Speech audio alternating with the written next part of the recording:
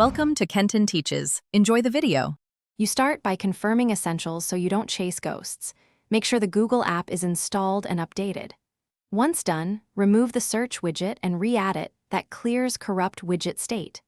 Next, restart your device to flush background processes. This often restores the search bar quickly. If tapping the bar doesn't open the app, proceed to the deeper fixes. You've already eliminated the common widget and update problems. You'll now dig into app-level fixes that actually change state. Clear the Google App Cache and, if needed, data to remove triggers from bad suggestions or incomplete indexing.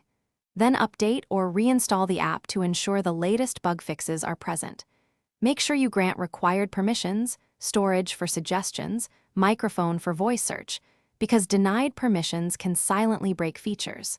If a launcher is interfering, temporarily switch to the default launcher to verify behavior before further changes.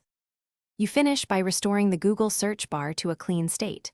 Remove app updates or uninstall and reinstall the Google app, then re-add the widget and confirm assistant and default search settings. If multiple launchers or optimization apps interfere, disable them temporarily. As a last measure, reset app preferences or back up your data and perform a factory reset. Troubleshooting tip: if the bar still fails, install an alternate launcher and test.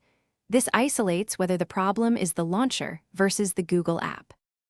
Thanks for watching. Please subscribe if this video was helpful.